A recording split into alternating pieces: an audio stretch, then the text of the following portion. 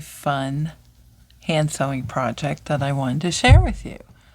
All right, so we all know that the FIFA World Cup is going on, and if you were interested in making this, I am going to show you how. Now, all you need is some scrap fabric. I can't pick these up. I have this cute little dish that holds my hexies, which is in the shape of a hexagon. Anyway, so you need paper templates, pentagon, and you need 12 of these, and you need 20 of these. Now these are 1 inch. When I say 1 inch, I mean from here to here. And obviously the pentagons have to measure the same as well. So 1 inch from here to here, all the way around. All right. So to making this, the first one I made, which is this one, I made a bit of a mess because I thought, well, I'm going to try it on the sewing machine. And you can see, I don't really mind the stitching. It kind of looks neat. But I used the lightning stitch on my sewing machine to sew them together. The only thing was it was hard to take the papers out because the second thing I did was I glued it. So I glued the fabric to the papers. So now I don't have a piece of fabric here to show you. But what you do is you wrap your fabric around your paper shape, and then I just glued it on the fabric to get it to stick to the paper. So it's really hard to get them out because this obviously is small, and to get the stuffing in and get the papers out, and it just was awkward to work with. So this time I hand sewed the whole thing. Now you can do some of this on your sewing machine like I did, but there will still be hand stitching involved because you get to a point where you can no longer fit this under your machine. I actually made up a little kit if you want to make a soccer ball or football, whatever you want to call it. Just quickly open it, which just has the written instructions, a map, which is very helpful. I'll explain why here in a minute. So just very quickly, some handwritten instructions, the map. Now there is all different ways to lay it out, but I thought this way was easier because you can do your long column, and then you have your top and your bottom. And I just found it easier to work with. And so, which I'm going to show you right now what I'm doing. So this is the long column piece. So I'm doing this in Brazilian flag colors. So here's the top. That's what it will look like. So this time I basted it. So I thought it would be easier to get the papers out. Plus I will get to reuse the papers because once I take all the basting stitches out, the paper should just come right out, and I could use them again, which is helpful. So here is what it'll look like when you do the centerpiece.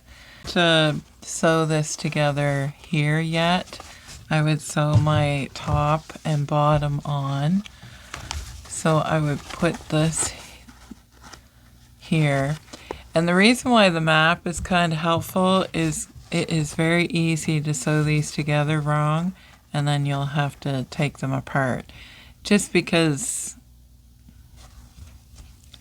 you think you're doing it the right way, and then you end up having this way up here.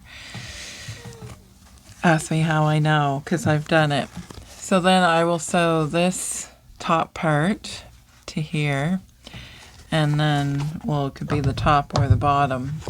And then I will sew the bottom on here, and I will pick one end and sew it all the way around, and then sew this part here shut, which then I will have half a sphere, and then this I will leave open to stuff it.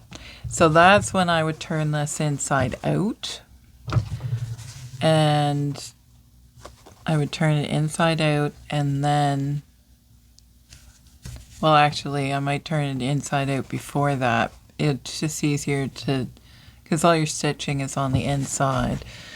So hopefully you can see some of my stitches, and it looks so much neater.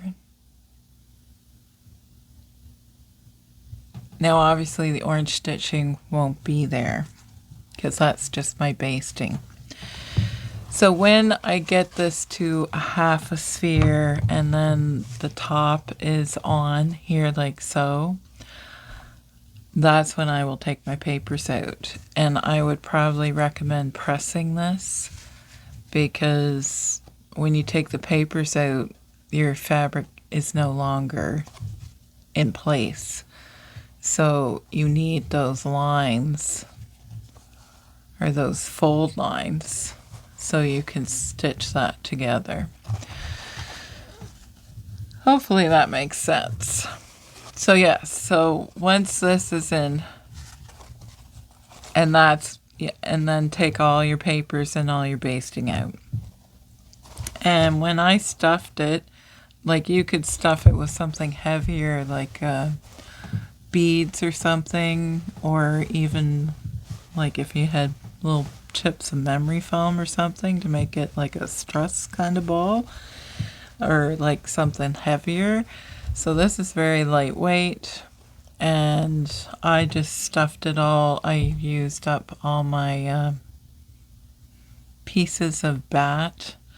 This is just polyester, and cut it into little pieces and put it in there. And you do need quite a bit to put in here.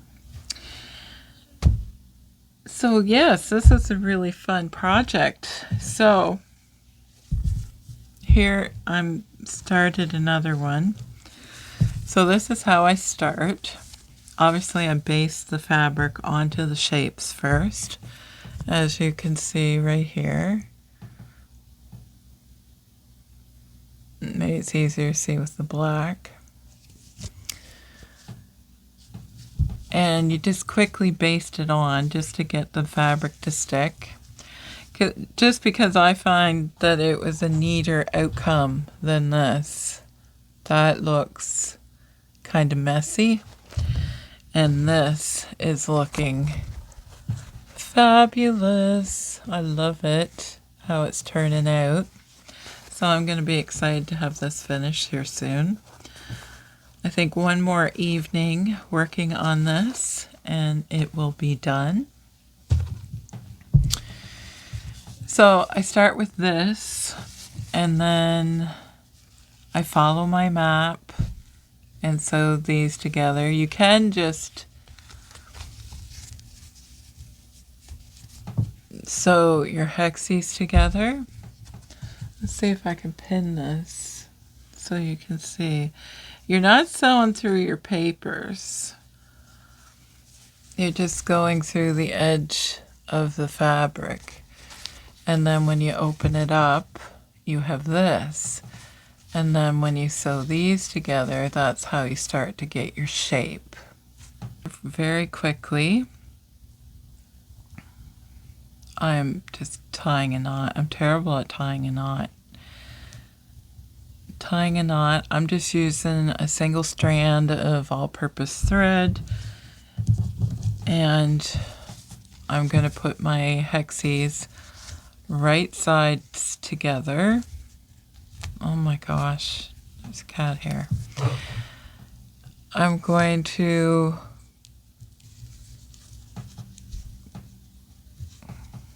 basically start at a corner like so. And I'm just sliding the needle up underneath the fabric. I'm not going through the paper. Oh, I knew that was going to happen.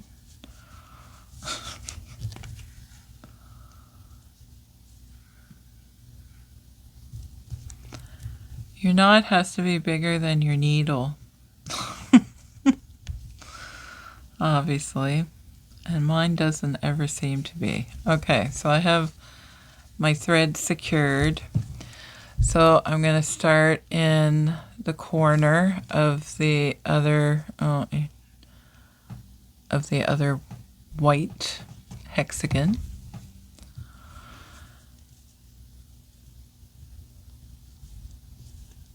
And you do have to sew it tightly. So I'm going to do a couple stitches right there in the corner. And then I am going to just take a bite out of there and just go across. I think in my instructions I say do whip stitch. You're just going right straight across. There's probably other ways you can do this. Make sure your hexagon is going to line up, which mine does. And I'm just taking a little bite out of the edge. I'm not going through the paper at all.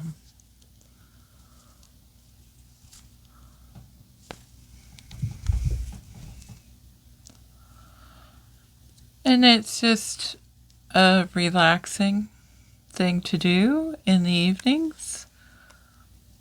It's kind of fun.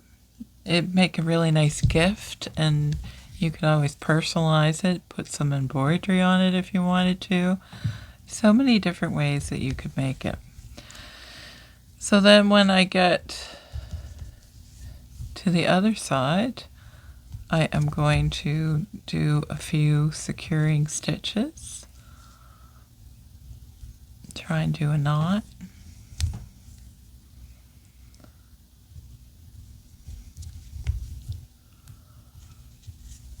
And then I'm going to bury my thread a little bit, like so. Whoops, I'm going the wrong way. Hopefully you can see that.